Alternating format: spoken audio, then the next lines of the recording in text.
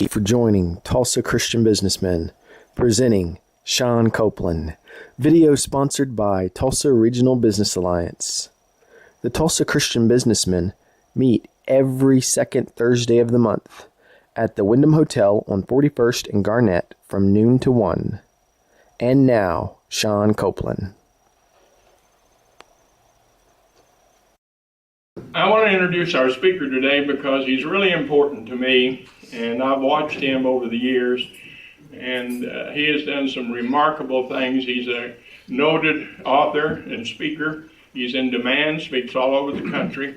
I left his bio on my office desk, so I'm just shooting from the hip. I introduce to you Sean Kouplen.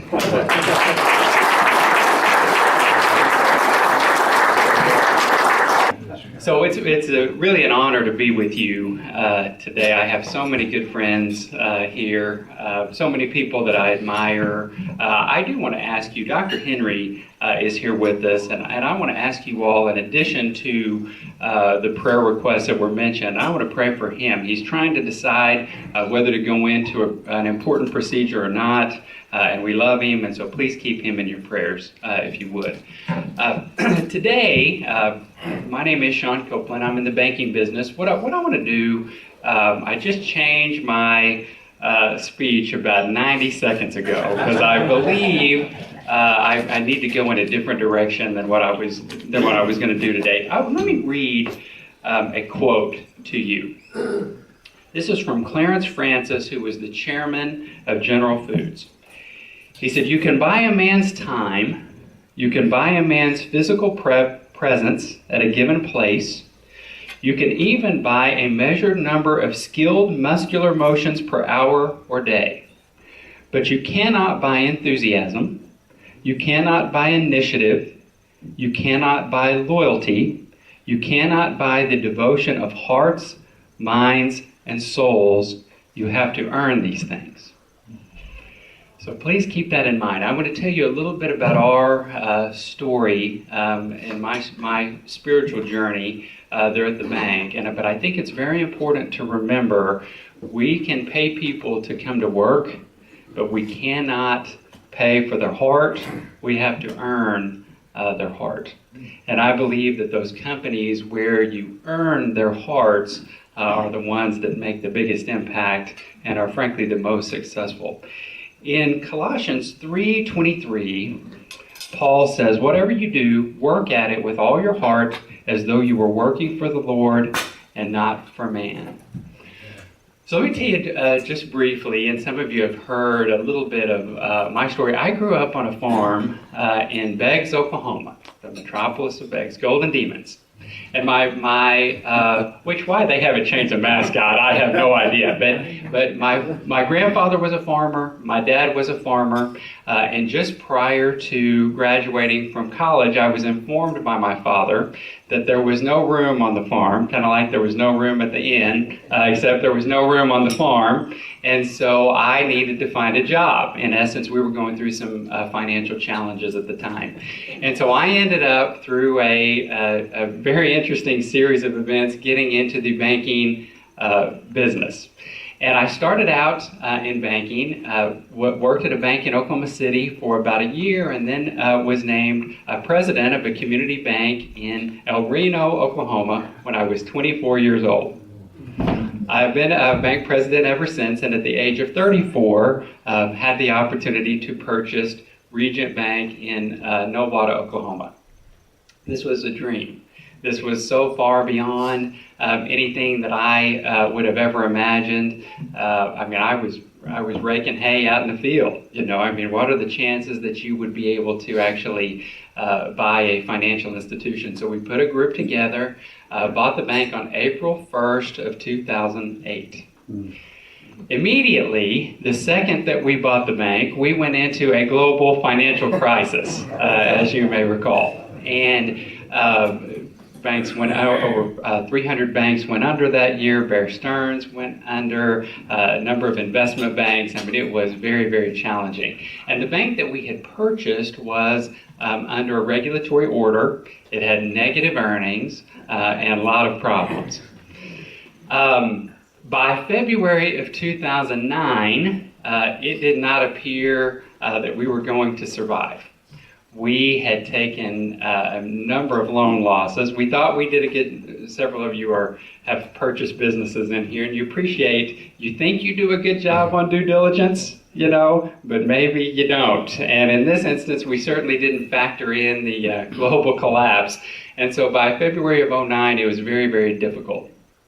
And on a Sunday, I am an elder in a small church down in Bixby called South Point, and I teach the adult Sunday school class, and we had gotten out late, and I was sitting on the front pew, we had pews at the time, of the church, and because there wasn't anywhere else to sit. And the band was singing a song called Healer. And the song, I'm sure you've heard it, says, "I believe you're my healer. I believe you're more than enough for me." And at that moment, I felt God asked me, "Do you believe I'm your healer?" Because as I sat there, the bank was going under.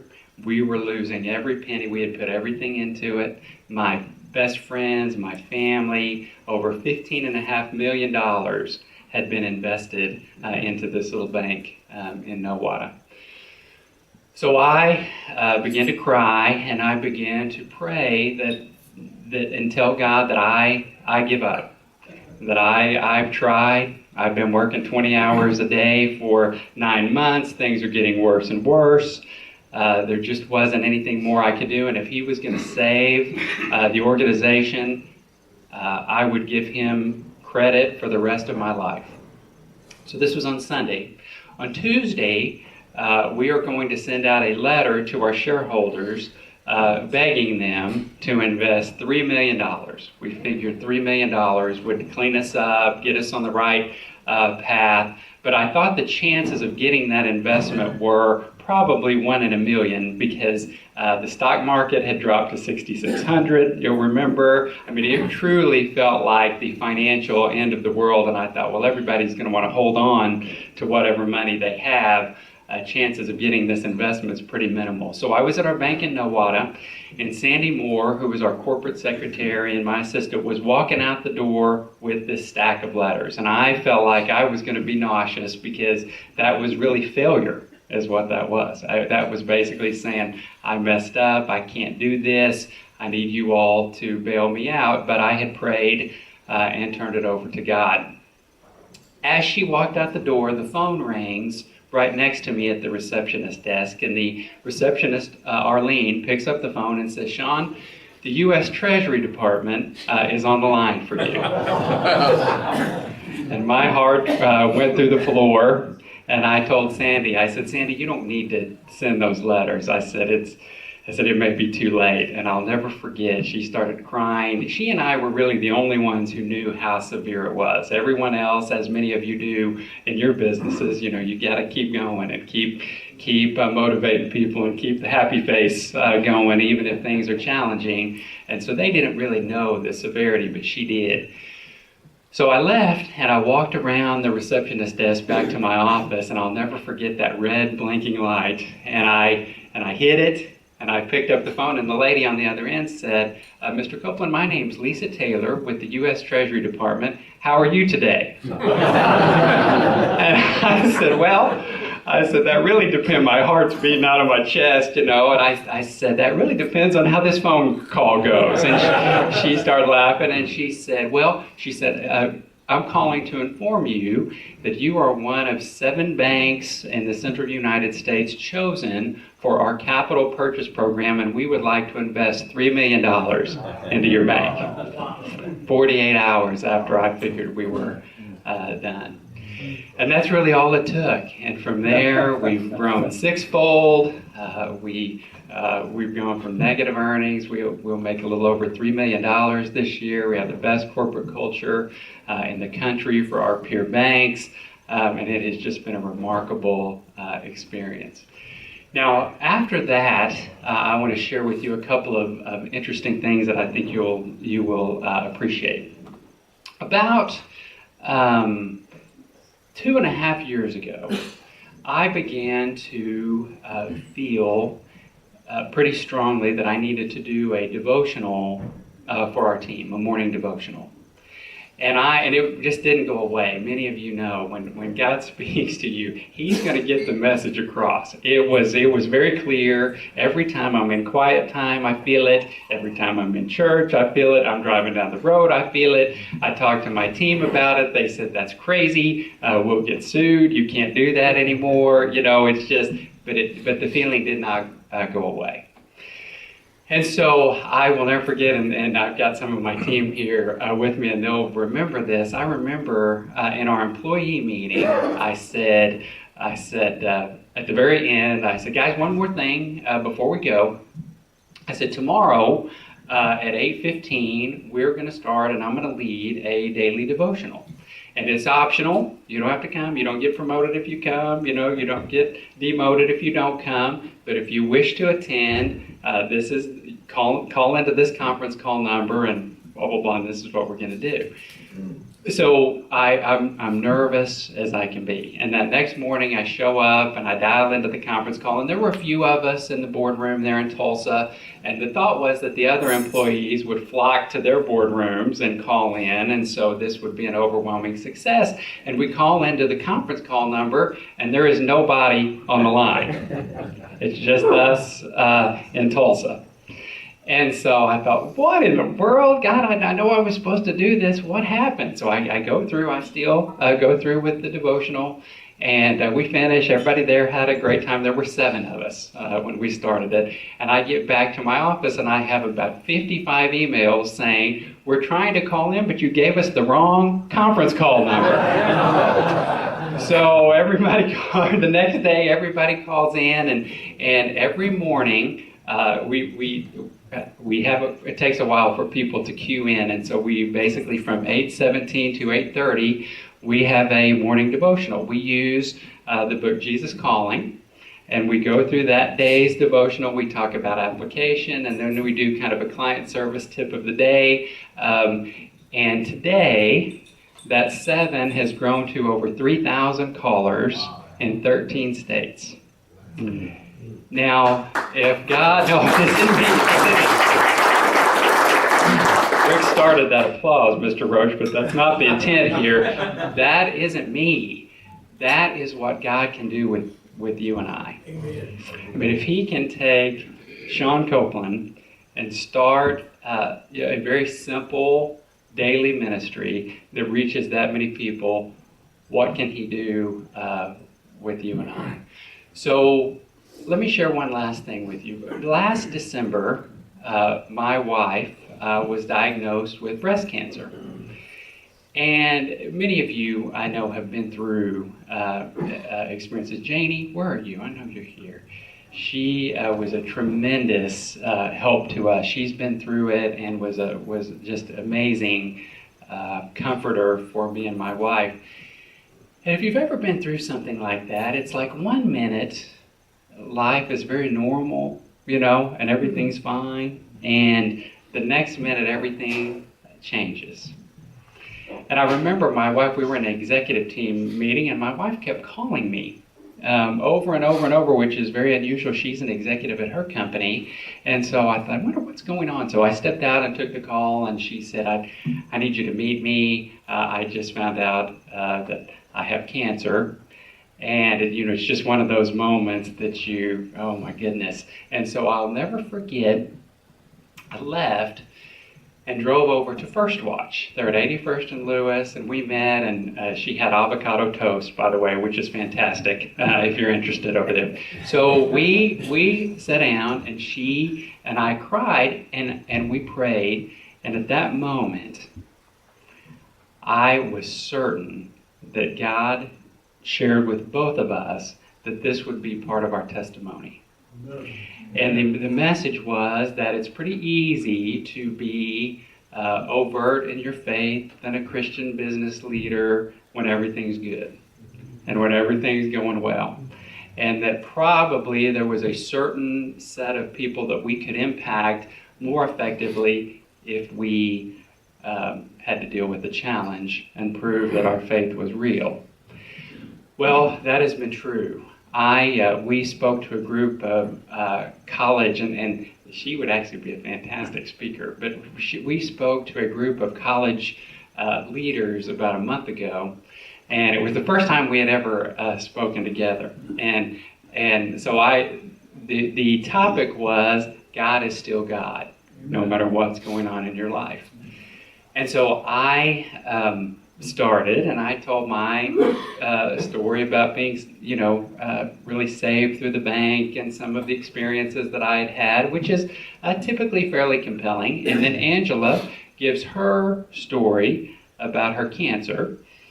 And when we are finished, there were 27 questions that came from the floor. One pity question came to me, and she got the other 26. And so the impact that she is having, particularly on women in her workplace and throughout our community, is amazing. She has not missed one day of work through the entire experience. Lost all her hair, lost toenails, lost fingernails. It has been quite an experience. But she decided that it was not going to define her life, and it has not. And so she is a tremendous inspiration to me. And so what I want to share with you all today, and to get us out of here on time, I just want to share a couple of things that I think that I have been taught over this journey that I think would be of help to you. The first one is we are not in control. We like to think that we are. A good friend of mine compared it to my father's experience on our farm. He said, you can go out and you can plant the seeds, you can put down the fertilizer, you can put down, spray pesticide or whatever, but you have no control whether or not that seed sprouts. None. God has to bring the rain, He has to bring the sun, and He has to physically open up that seed under the ground. And it's the same in our lives. Many of us are actively in business, and business can be very challenging. And I think that it's important to remember that all we can do is the best we can do. And we have to rely on God.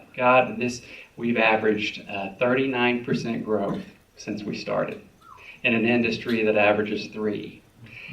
Every one of those clients that have come in, we didn't bring in.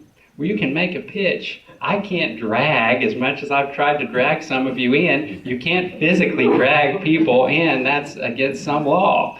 So you have to rely on God's provision and God's grace. That message that you're putting out there, does it receive? Is it not received? That's all Him. It's not us. And so I want to encourage those in here that may be going through a challenging time to remember that we are not in control. The other one is, I think you got to take risk. I think when God calls us to do something, the scariest moments in my life, as I thought about today, are the most impactful. Whether it was writing our books together that have touched people all over the world, whether it was starting the devotional, whether it was buying the bank, whether it was starting a church, starting a nonprofit entity, all of those things were terrifying. All of them had a significant chance of failure. All of them I felt like were from God, and all of them made tremendous impacts. One of my friends told me one time that he felt like a lot of times, and I know this has happened to you because it's happened to me. He said, a lot of times I'll be in church and I will feel an idea come to me. And it's one that is godly. It's one that is not of benefit to me. It's something that I'm supposed to do. And then by the time, and that's Sunday, and then by the time Monday rolls around, I'm too afraid to do it. Right? I mean, we've all had it happen. I am telling you, if you've prayed through that idea, you got to go with it. You got to go for it.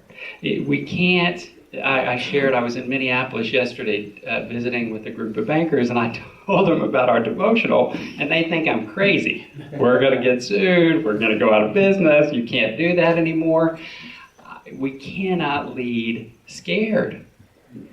We cannot lead scared. If you feel strongly about something, whether it is an employee issue that needs to be taken care of and you're so afraid of the consequences, or if it's something that you're supposed to do, help someone in the organization or whatever, if you feel you're supposed to do it, we have to take that leap and make that happen.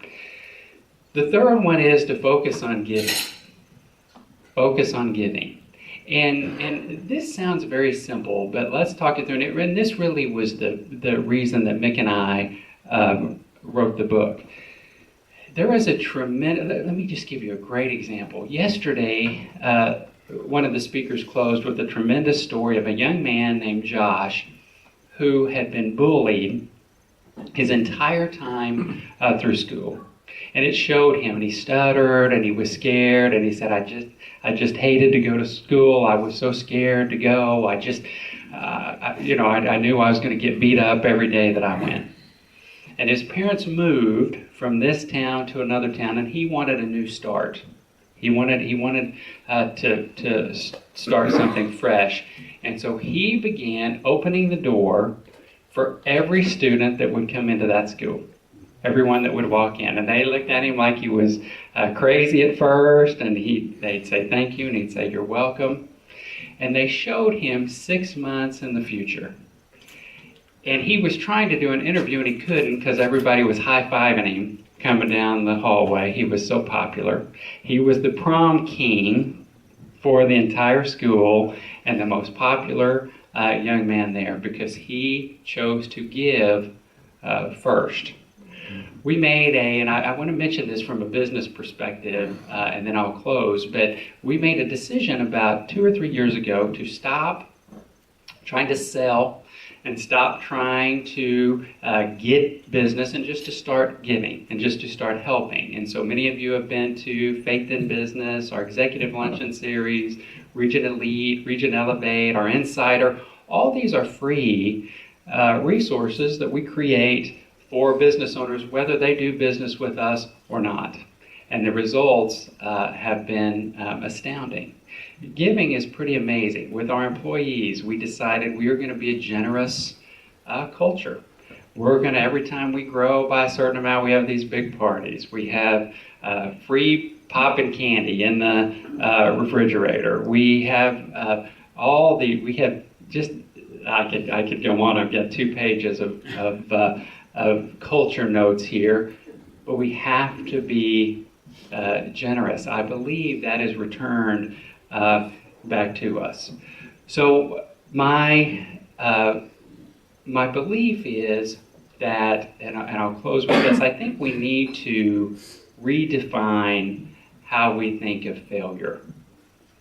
I think a lot of times we are so worried about failing that we don't live. We play it safe our whole life. And I just want to share with you, this gentleman's business failed 5 times before he sold his first automobile, Henry Ford. This secret recipe was rejected 1,009 times before a restaurant accepted it, Colonel Sanders. This person was fired by a newspaper editor because he lacked imagination and had no good ideas, Walt Disney. This one expelled from school and not accepted to college, Albert Einstein. This one failed 10,000 times before inventing the light bulb, Thomas Edison. This one was fired as a TV reporter because she was unfit for TV, Oprah Winfrey. And this one fought severe depression and lived on welfare for years, J.K. Rowling, the author of the Harry Potter series. Failure is only if we stop. Right. What we are trying to create is what these gentlemen here are creating, which is a legacy. It's our legacy. We've got this much time here, and maybe less if you look at what's going on in the world today. We only have so much time to leave an impact.